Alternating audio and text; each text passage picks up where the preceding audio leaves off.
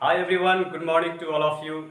This is S. Priyadarshi, and in this video lecture we shall discuss today the remaining part of our ongoing chapter, that is the fundamentals of English.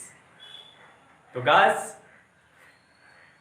without waste our time, आज हम लोग इस topic को शुरुआत करेंगे जो हमने पिछले दो सेशन में देखा था, उसके फंडामेंटल्स को, उसके बेसिक्स को, उसकी हम लोगों ने तमाम बिंदुओं की चर्चा की थी। बिल्कुल रेलिवेंट चर्चा हुई थी हमारी उस संदर्भ में। और आज हम लोग जो शेष बचे हुए टॉपिक है, जो रिमेनिंग पार्ट है, उसकी हम लोग चर्चा करेंगे और एक एक तरह के टॉपिक को लेंगे और उस पर आधारित क्वेश्चन भी जहाँ जरूरत आन पड़ेगी हम लोग देखेंगे।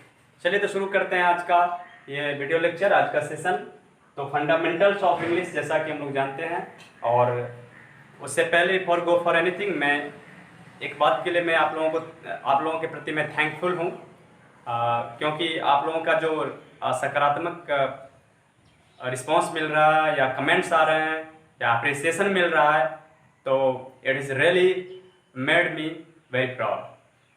तो मैं चाह रहा हूँ कि आप लोगों को इसी तरह से वीडियो पसंद आए और ज़्यादा से ज़्यादा लाइक्स करो, आप शेयर करो, और आपको बहुत ये फ़ायदा हो। आपके तमाम तरह के जो एग्ज़ाम्स हैं, चाहे SSC हो या क्लैट हो, CDS हो, NDA हो, CGL हो, जो तमाम तरह के एग्ज़ाम्स हैं, और जिस एग्ज़ाम्स में भी इंग्लिश का पेपर आ रहा है, तो उसके लिए आप बिल्कुल तैयार हो जाओ, उसके लिए आप तैयार हो सकते हो। और मैं उसी को ध्यान में रखकर इस तरह की वीडियो लेक्चर तैयार कर रहा हूँ, वीडियो बना रहा हूँ। और एक एक चीज़ जब आप अच्छे से केयरफुली वॉच करोगे तो बिल्कुल एक एक कंसेप्ट आपके समझ में आ जाएगा। बीच बीच में मैं वर्ड्स भी लूँगा, वाक्यार्थ भी लूँगा, क्योंकि वो भी एक बहुत ज़रूरी है। बीच बीच में हमारा वो भी सेशन होगा। ऐसा नहीं कि लगातार हम ग्रामर को ही देखते रहेंगे। बीच बीच में हमारा वो जो भी एग्जाम से रिलेटेड हमारे लिए ज़रूरी चीज़ें हैं, उन तमाम ज़रूरी चीज़ों को हम लोग हर एक वीडियो लेक्चर के जरिए आपको बताते रहेंगे। तो चलिए आज हम लोग शुरुआत करते हैं फंडामेंटल्स ऑफ इंग्लिश के अगली कड़ी में। जो हम लोगों ने देखा था पिछले सेशन में प्रेपोजिशन एंड कंजंक्शंस के बारे में, उससे पहले वाले वीडियो में आपने देखा सेशन में नॉन प्रोनाउन।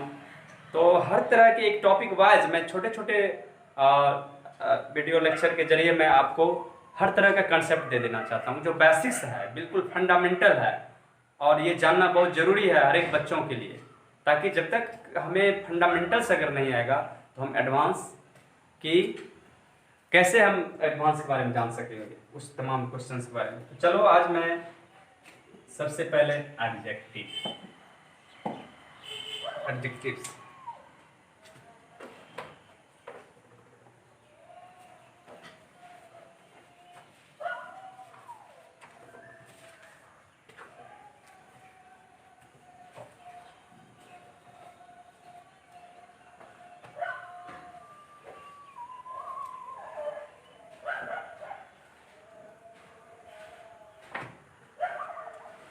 चलो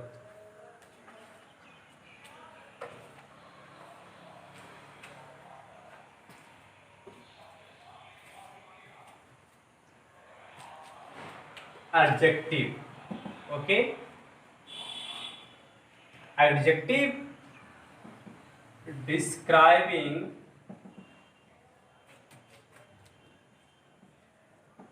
a noun or pronoun. Actually, adjective is a word which is used to qualify noun or pronoun. Actually adjective वो वर्ड है जो नॉन और प्रोनाउन को क्वालिफाई करता है, नॉन और प्रोनाउन की विशेषता बताता है। तो ये एडजेक्टिव होता है कि डिस्क्राइबिंग वर्ड है, ये नॉन और प्रोनाउन के बारे में डिस्क्राइब करता है, उसी के बारे में के बताता है। हालांकि इसका जब हम इस चैप्टर के बारे में इंडिविजुअली चर्चा करेंगे तो वहाँ इससे इतर भी, इससे हटके भी और अन्य बातों की चर्चा होगी कि यह सिर्फ विशेषता ही नहीं बताता है, बल्कि कहा जाता है एडजेक्टिव, एड इंजेक्ट आई भी, यानी कि ये जोड़ने और मिलाने का भी काम करता है। इसका अगर पूरी बात कर लो एडजेक्टिव की बात, एडजेक्टिव देख लो, ऐड, इंजेक्ट और आईवी, ये सारे वर्ड्स को अगर आप अलग अलग करो, वर्ड को खंडन करो तो पता चलेगा ऐड, इंजेक्ट, आईवी, एडजेक्टिव। तो जोड़ना मिलाना, ऐड मतलब जोड़ना, इंजेक्ट मतलब मिलाना, और आईवी मतलब वाला, जोड़ने मिलाने वाला शब्द है ये। इसका ये भी है, तो इसकी चर्चा भी आगे होगी कि ये कैसे जोड़ने, हर जगह यह क्वालिफाई ही नहीं करता है नाउन प्रोनाउन को, कहीं कहीं ऐसा भी आता है जो यह सिर्फ जोड़ने मिलाने का भी काम करता है। तो वो मैं बता रहा हूँ एक दो एग्जांपल से। तो एडजेक्टिव क्या हो गया, एक डिस्क्राइबिंग वर्ड हो गया, यानी कि जो नाउन प्रोनाउन को क्वालिफाई करता है, नाउन प्रोनाउन की विशेषता बताता है। ये एक सामान्य बातें हो गई, ये एक बेसिक्स हो गया इसका, ये इसकी फंडामेंटल चीज हो गई। इसका एक चीफ फंक्शन जो हम लोग पढ़ते हैं बेसिक्स, वो हो गई सुपरफिशियली, ऊपर ऊपर जिसको आप कहते हो। लेकिन इसकी विशद चर्चा होगी जो मैंने इस वर्ड्स के बारे में बताया है, जैसे he is a handsome boy, handsome boy, तो वो बॉय कैसा है, तो हैंडसम है, अच्छा है, उसकी विशेषता हो गई, वो सुंदर है, तो ये हो गया उसकी। चलो, you are a wealthy person, तो ये पर्सन के साथ यू आर, तुम एक धनी, वेल्दी मीन्स धनी, रिच, वेल्दी पर्सन हो, कैसे हो, वेल्दी हो, तो उसकी विशेषता हो गई कि वो क्या है, वेल्दी है, रिच है, ये उसके लिए ये हो गया, ये हो गया एडजेक्टिव। तो ये आपने देखा कि ये डिस्क्राइब करता है नॉन और प्रोनाउन के बारे में। चलो नेक्स्ट मैं देख रहा हूं कि मैंने कहा कि एक जोड़ने मिलाने वाला वर्ड भी है, तो ही हैज सम मनी, उसके पास कुछ पैसे हैं, ही हैज सम मनी। ये सम मनी कोई क्वालिफाइंग वर्ड नहीं है, ये कोई क्वालिफाई नहीं करता, ये एक अमाउंट को बताता है, ये क्वांटिटी को बताता है, तो ये क्वांटिटी भी बताता है, तो ऐसा नहीं है कि ये क्वालिफाई करता है, विशेषता उसकी बता रहा है। तो बहुत सारे ऐसे वर्ड्स आपको आएंगे जो मैंने जोड़ने और मिलाने वाला वर्ड कहा है उस वजह से। जैसे आप देख लो, वन हो गया, 2 हो गया, 3, जो भी आपके जो जिसको कहते हो कि डिजिटल वर्ड होते हैं, एडजेक्टिव्स में भी डिजिटल एडजेक्टिव होते हैं, या उसको कहते हैं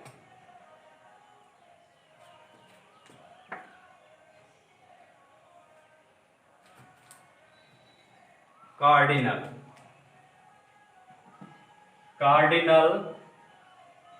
ऑर्डिनल और डिजिटल। तो कार्डिनल वर्ड, ऑर्डिनल वर्ड और डिजिटल वर्ड।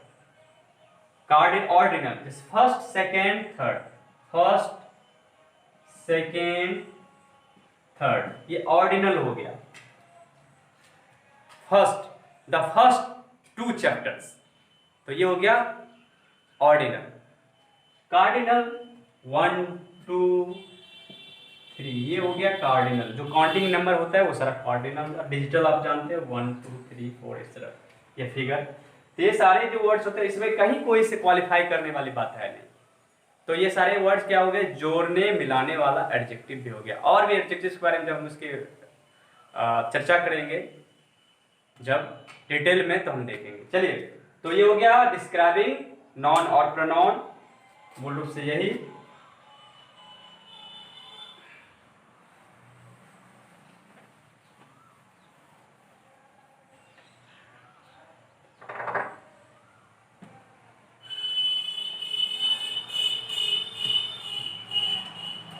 और भी आप देख लो, माय फ्रेंड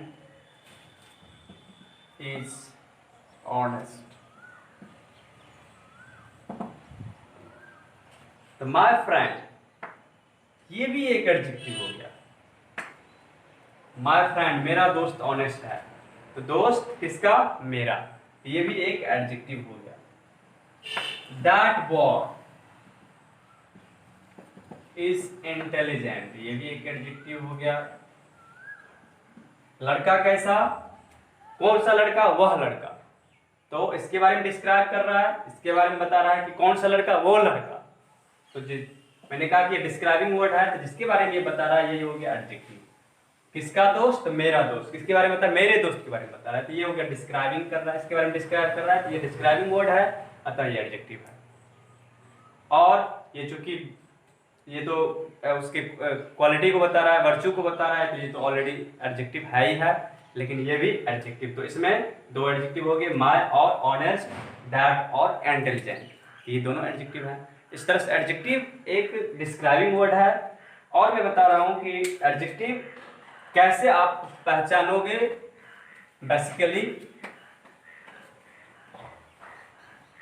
एडजेक्टिव में हम पहचान कैसे करें, तो बहुत सारे एडजेक्टिव्स हैं जिसमें कुछ सफिक्स वर्ड होते हैं, कुछ ऐसे सफिक्स वर्ड होते हैं जिसकी वजह से हम इसको पहचान सकते हैं।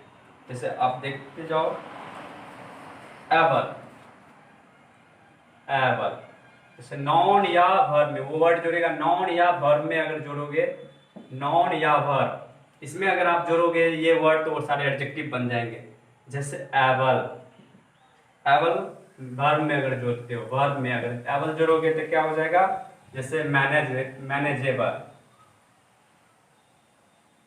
अवॉइडेबल,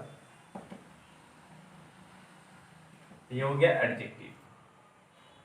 चलिए नेक्स्ट आप आ जाओ, अल, नॉन में जोड़ लो, तो अल से हो जाएगा प्रैक्टिकल, बाइलिंगुअल,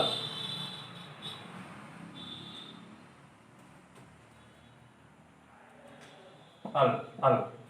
नेक्स्ट ये सारे वर्ड याद रखना आप। फूल, फूल नॉन में जोड़ दो, ये हो गया यूजफुल, यूजफुल, फुल हो गया, ये एक एडजेक्टिव हो रहा है। ब्यूटीफुल, ये एक एडजेक्टिव हो गया। नेक्स्ट वन इज इक, ये भी आप नाउन में जोड़ सकते हो, ये हो गया पीरियोडिक, पीरियोडिक, इक, मैग्नेटिक, ये भी एडजेक्टिव हो गया। नेक्स्ट वन इज इक के पास बाद हम लोग देखेंगे आइकल, यानी ये भी नॉन में आप जोड़ सकते हैं। हिस्टोरिकल, हिस्टोरिकल, ये एडजेक्टिव हो रहा है। लॉजिकल, ये भी हो गया, सारे एडजेक्टिव। और भी आप देख सकते हैं भी, यानी ये आप वर्ब में जोड़ोगे तो ये हो जाएगा इफेक्टिव, अट्रैक्टिव। तो आप देख रहे हो कि हम नाउन में, मैंने कहा कि नाउन और वर्ब में अगर ये सारे वर्ड्स जोड़ रहे हो, आप सफिक्स जोड़ रहे हो, सफिक्स का मतलब जो बाद में जोड़ा जाता है, तो ये क्या बन रहा है, सारा एडजेक्टिव बन रहा है, ये सारा एडजेक्टिव बन रहा है। चलिए नेक्स्ट लिख लो लेस, लेस नाउन में आप जोड़ लो तो हो जाएगा केयरलेस या हार्मलेस, ये सारे एडजेक्टिव हो गए। नेक्स्ट वन अस, ओ यू एस, ये आप नॉन में जोड़ सकते हो, जैसे इनफेक्शस, इनफेक्शस, या वर्चुअस, वर्चुअस, इनफेक्शस, वर्चुअस। एक ये तमाम तरह के जो वर्ड्स हैं ये सफिक्स वर्ड्स हैं, और आप नॉन या वर्ब में जोड़ रहे हो तो ये सारे क्या बन रहे हैं, तो एडजेक्टिव बन रहे हैं। तो एडजेक्टिव पहचानने के ये सारे तरीके हैं जो आराम से इजीली आप पहचान सकते हो सेंटेंस में। अगर ऐसा हो तो कुछ और वर्ड्स हैं, मैं लिख ही देता हूं। ये वोकैब को अच्छा करने का, स्ट्रॉन्ग करने का ये एक तरीका भी है। जैसे नेक्स्ट आप देख लो, वाई, ये नॉन में आप जोड़ोगे, जैसे वेल्दी, हेल्थी, ये हो गया। नेक्स्ट टर्म आपका आई एस, ये भी आप नॉन में जोड़ सकते हो। फुलिश, एज सच फुलिश या सेल्फिश। फुलिश, सेल्फिश, आया सच, ये अगर जोड़ रहे हैं हम लास्ट में तो फुलिश और सेल्फिश ये सारे एडजेक्टिव्स हो रहे हैं। नेक्स्ट वन इज सम, ये आप नॉन में जोड़ दो, जैसे टायरसम, हैंडसम, तो ये सारे एडजेक्टिव्स हो गए। नेक्स्ट वन इज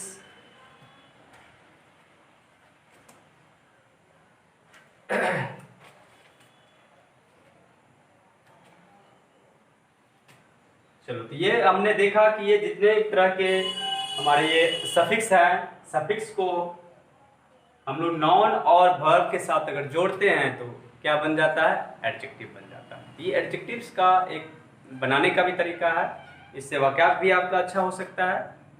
तो जब वाक्यार्थ के सेशन में हम लोग आएंगे तो वहाँ भी हम लोगों को देखेंगे कि इसी तरह के कुछ ऐसे ट्रिक्स होंगे, सफिक्स प्रीफिक्स लगा के वर्ड्स को हम बना सकते हैं और कई तरह के वर्ड के बारे में जानकारियाँ ले सकते हैं। तो वाक्यार्थ को इनरिच करने का वो भी एक तरीका होता है। तो चलो, आपने देखा कि एडजेक्टिव बेसिकली एक डिस्क्राइबिंग वर्ड है जो नॉन प्रोनाउन को डिस्क्राइब करता है, नॉन प्रोनाउन को क्वालिफाई करता है, और यह एक जोड़ने मिलाने वाला वर्ड भी है। तो इसकी और भी हम लोग जानकारी लेंगे। और यह प्राय किसके पहले आता है, तो नॉन और प्रोनाउन को क्वालिफाई करता है, तो नॉन और प्रोनाउन को पहले ही आएगा, डेफिनेट है ये। चलो, ये इसके बारे में हो गई।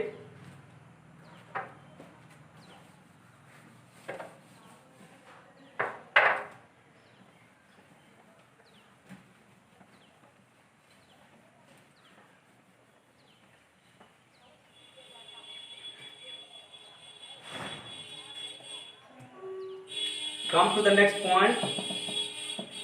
This word is adverb. Adverb is also a describing word, but it basically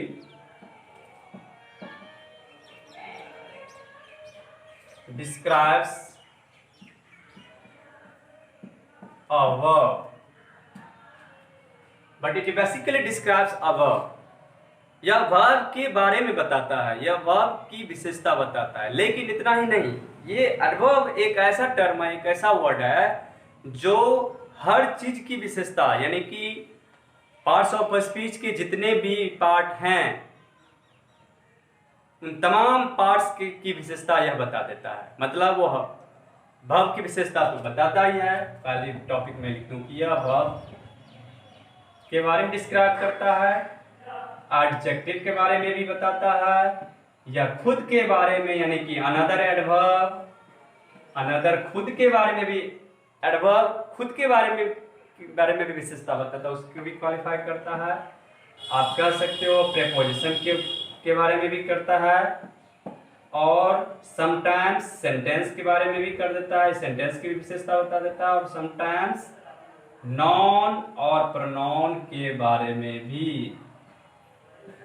right, ये आप देख लो कि एडवर्ब जो है, लेकिन कहा जाता है कि मुख्य रूप से ये वर्ब की विशेषता बताता है, लेकिन वर्ब के अलावे इन तमाम जो मैंने लिखे हैं टर्म्स, वर्ब के अलावे apart from verb, adjective, another adverb, preposition, sentence, non और प्रोनाउन, तो हम लोग आगे देखेंगे और सेंटेंस के जरिए हम लोग समझने की कोशिश करेंगे एग्जाम्पल के जरिए कि ये कैसे हर चीज के बारे में डिस्क्राइब करता है, हर चीज के बारे में क्वालिफाई करता है। तो पहले हम लोग एग्जाम्पल समझते हैं कि के बारे में कि कैसे ये करता है। तो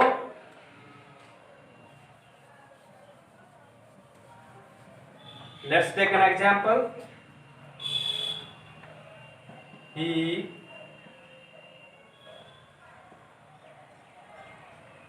works hard. He runs fast. वह मेहनत करता है। किस तरह से? कठिन मेहनत करता है। तो ये मेहनत करना यानी वर्ब हो गया ये उसकी, तो कठिन मेहनत करता है, तो ये वर्ब की विशेषता बताने वाले वर्ड क्या हो गए? एडवर्ब। वह दौड़ता है, लेकिन किस तरह से? फास्ट। He runs fast. तो ये एडवर्ब हो गया जो दौड़ने की क्रिया को, वर्ब को वह बता रहा है, उसके बारे में डिस्क्राइब कर रहा है। वह दौड़ता तो है, लेकिन किस तरह से? तो फास्ट दौड़ता है, तेजी से दौड़ता है, तेज दौड़ता है। तो ये सारे वर्ब की जो क्वालिफाई कर रहा है, वर्ब की विशेषता बता रहा है, तो ये हो गया एडवर्ब। आपको मैं और बता रहा हूं इसके अलावे, apart from all this, he is honest. चलो, ही इज ऑनेस्ट, ये प्रेपोजिशन, ये प्रोनाउन हो गया वर्ब, और वह कैसा ऑनेस्ट है। ऑनेस्ट क्या हो गया, तो प्रोनाउन की विशेषता कौन बताता है, एडजेक्टिव बताता है, ये एडजेक्टिव हो गया। और इसके पहले मैं अगर वेरी लगा दूं तो वह ईमानदार है और वह बहुत ईमानदार है, तो ये वेरी क्या हो गया, ये बहुत यानी कि एडजेक्टिव को क्वालिफाई कर रहा है। तो एडजेक्टिव को क्वालिफाई करने वाले वर्ड कौन सा होता है, एडवर्ब होता है। जिसमें मैंने कहा है कि adverb, verb, adjective, another adverb, and sometimes sentence, nouns and pronouns as well. Okay, next example is he writes slowly, वह धीरे धीरे लिखता है। चलो, एल वाई लगा हो तो आप जान जाओ कि most of the cases, in most of the cases हम लोग ये पहचान सकते हैं, आइडेंटिफाई कर सकते हैं कि एल वाई जो लगा होता है तो वह एडवर्ब होता है। लेकिन बहुत सारे ऐसे एडवर्ब्स, बहुत सारे ऐसे एडजेक्टिव भी हैं जिसमें एल वाई लगा होता है लेकिन वो एडजेक्टिव नहीं होता, जैसे हेल्दी, वेल्दी, ऐसे तमाम तरह के वर्ड हैं जो, और भी बहुत सारे। मैं जब एडजेक्टिव की चर्चा करूंगा और एडवर्ब की मैं एक कंपैरेटिव जब देखेंगे दोनों को, तो उस समय हम देखेंगे कि कौन से ऐसे एलवाई वाले जो वर्ड हैं जो एडजेक्टिव है, एडवर्ब नहीं है। और ज़्यादातर केसेज में तो एडवर्ब में एलवाई लगा होता है, तो ये एलवाई लगा होता है कि एडवर्ब हो गया। चलो, और इसमें अगर मैं वेरी लगा दूं तो वह लिखता है, वह धीरे धीरे लिखता है, स्लो, सनय सनय लिखता है, लेकिन वह बहुत ही सनय, बहुत ही सनय सनय, बहुत ही धीरे धीरे लिखता है। ये भी हो गया बहुत ही। तो ये एडवर्ब की विशेषता एडवर्ब बता रहा है, यानी कि it qualifies another adverb. Adverb जब अनदर एडवर्ब की खुद की विशेषता बताए तो वो भी एक एडवर्ब हो गया। तो एडवर्ब एडवर्ब की विशेषता बताता है। चलिए, हो गया, क्लियर है। अब हम लोग आते हैं इसके अलावे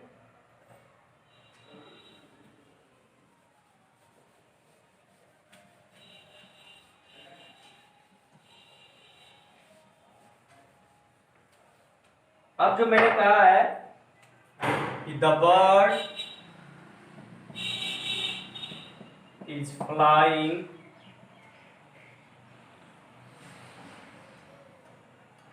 exact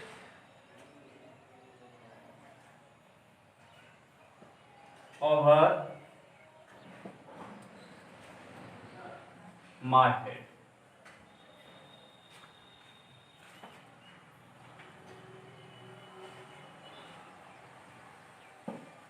Exact over my head. The bird is flying exact over my head. अब आप देख रहे हो कि bird is flying, ये bird noun, ये verb हो गया, और यहाँ पे देखो over my head, head हो गया आपका ये noun, और noun के पहले क्या आता है, तो preposition आता है। ये आपको मैंने पहले बताया हुआ है कि noun और pronoun के पहले preposition आता है, और उससे पहले हो गया एग्जैक्ट। ठीक ठीक मेरे सिर के ऊपर एक चिड़िया उड़ रही है, तो ये एडवर्ब हो गया, जो एडवर्ब हो गया जो प्रीपोजिशन के पहले आता है, प्रीपोजिशन को क्वालिफाई कर रहा है। तो कभी कभी ये प्रीपोजिशन को भी क्वालिफाई करता है, तो इसका ये भी फंक्शन है एक। चलो, ये स्पेशल केसेस हैं जो हम लोग बाद में भी देखेंगे। नेक्स्ट है कि मैंने बताया नॉन और प्रोनाउन के बारे में भी ये कभी कभी क्वालिफाई करता है, और सेंटेंस के बारे में भी कभी कभी क्वालिफाई करता है। बट हाउ, तो let's make it clear with an example.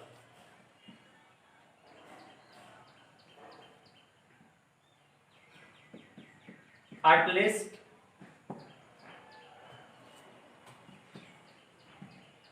you could have gone there. At least you could have gone there. कम से कम तुम तो वहां जा सकते थे. At least you is a pronoun, you know, and at least adverb. तो ये pronoun को भी क्वालिफाई करता है. अगर मैं लिखूं एक और example, even Ram should have done this. Even Ram, कम से कम राम को यह काम करना चाहिए था. कम से कम राम को. इवन क्या हो गया? एक एडवर्ब हो गया. किसकी? ये नॉन को क्वालिफाई कर रहा है. तो कभी कभी मैंने कहा कि नॉन को भी क्वालिफाई करता है. इवन एक एडवर्ब हो गया, एटलीस्ट एक एडवर्ब हो गया. तो ये सारे नॉन को भी क्वालिफाई करता है. एक और एग्जांपल आप देख सकते हो.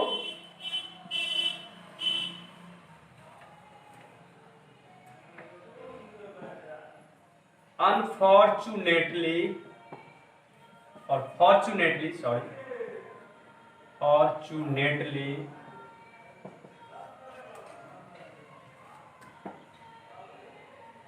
I escaped from the accident. अब आप देखो, फॉर्चुनेटली, सौभाग्य से, भाग्य से, आई एस्केप्ड फ्रॉम द एक्सीडेंट, मैं सौभाग्य से दुर्घटना से बच गया. यानी कि ये प्रोनाउन हो गया, सब्जेक्ट हो गया, ये वर्ब हो गया, और ये जो पार्ट है आपका, ये फ्रॉम द एक्सीडेंट, ये फ्रेज हो गया. पता है ग्रुप ऑफ वर्ड्स है, ग्रुप ऑफ वर्ड्स फ्रेज होता है. ये ग्रुप ऑफ वर्ड्स है, फ्रॉम द एक्सीडेंट, ये फ्रेज होता है. तो सब्जेक्ट, वर्ब और ये फ्रेज जो भी हो, ये सारे एक सेंटेंस हो गए. पूरा एक इंडिपेंडेंट सेंटेंस है. Escape from the accident independent sentence है. मैं इसकी चर्चा करूंगा. इंडिपेंडेंट सेंटेंस और डिपेंडेंट होता क्या है वो क्लॉज में आएगा. तो चलिए, ये फॉर्चुनेटली, ये जो वर्ड हो गया आपको, ये पूरे सेंटेंस को, द होल सेंटेंस को क्वालिफाई करता है, उसके बारे में बताता है. फॉर्चुनेटली ये एडवर्ब हो गया. तो मैंने क्या कहा था कि सेंटेंस को भी क्वालिफाई करता है, सेंटेंस का भी डिस्क्राइब करता है. तो that is all about adverb. तो हम लोगों ने देखा एडवर्ब के बारे में कि किस तरह से एडवर्ब मुख्य रूप से चीफली ये वर्ब को क्वालिफाई करता है, एडजेक्टिव को क्वालिफाई करता है, अनदर एडवर्ब को क्वालिफाई करता है. Sometimes apart from all this, sometimes it qualifies noun, pronoun and sentences as well. That's it. तो ये सारी तमाम तरह की हमारी जानकारियां थी इससे रिलेटेड. और हमने जब देखा, अब आप देख लो, जो मैंने कहा था कि लास्ट में मैं इंटरजेक्शन की बारे में बता दूंगा. इंटरजेक्शन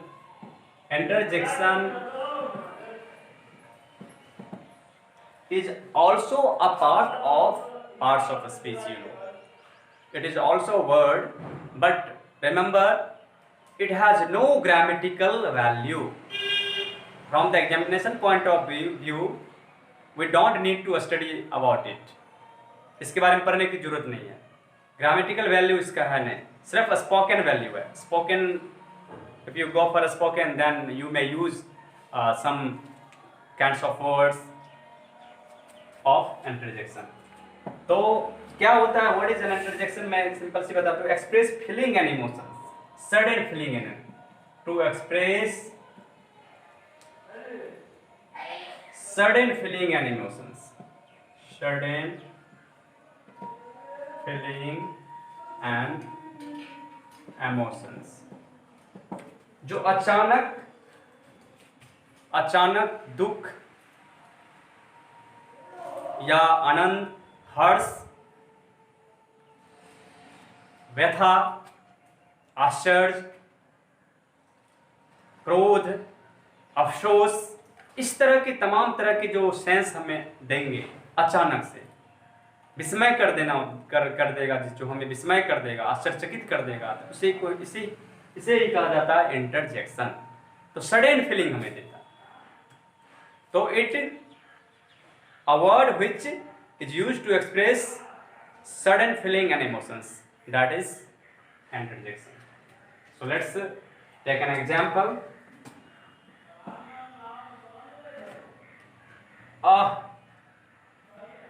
ये सौरव को बताता है, सौरव दुख को बताता है। He is no more, he is no more, वह अब नहीं रहा। Hurray hurray, we have won the match, we have won the match. तो ये एक हैप्पीनेस को बताता है, जॉय को बताता है, Joy. Bravo Bravo Bravo, applause को बताता है। अपलॉज मतलब आप कह सकते हो जो प्रशंसा किसी करते हैं, अप्रिशिएट करते हैं, उसको अपलॉज।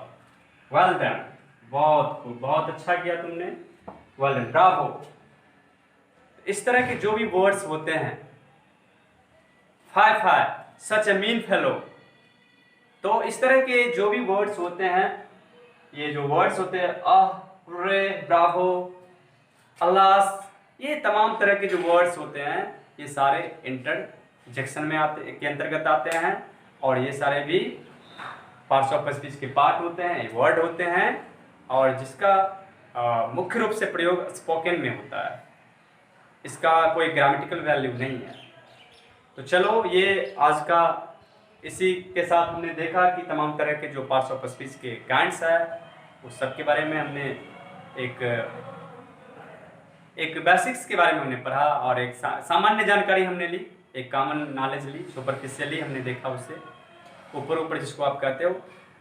तो इतना देखने के बाद क्या होगा कि हम जब आगे बढ़ेंगे, हम लोग जब अपना अलग नेक्स्ट टॉपिक लेंगे, नेक्स्ट सेशन में हम आएंगे और एक एक पार्ट का अध्ययन करेंगे, एक एक पार्ट के बारे में जब चर्चा करेंगे, जो नाउन से शुरुआत होगी उसकी, नॉन प्रोनाउन अलग अलग इंडिविजुअली सेपरेटली जब हम एक टॉपिक की चर्चा करेंगे, तो उसमें हमारा सारा चीज़ क्लियर होता चला जाएगा। उस समय जब मैं बताऊंगा तो आपको बिल्कुल समझ में आने लगेगा। तो एक और चीज़ बच गया है हमारा, फ्रेज, क्लॉज एंड सेंटेंस। इस चीज़ को हम लोग देख लेंगे अपने नेक्स्ट वीडियो में। लेकिन अगर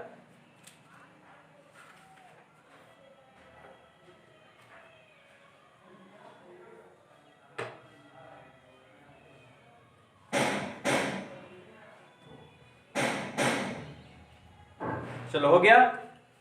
आई होप कि आपको ये वीडियो लेक्चर बहुत ही पसंद आया होगा, और इससे रिलेटेड हम लोग क्वेश्चन भी देखेंगे नेक्स्ट सेशन में। और जो मैं कह रहा था आप लोगों से कि फ्रेज, क्लॉज और सेंटेंस की मैं कंपैरेटिव बताऊंगा, तो इसके लिए हम लोग नेक्स्ट सेशन में देखेंगे।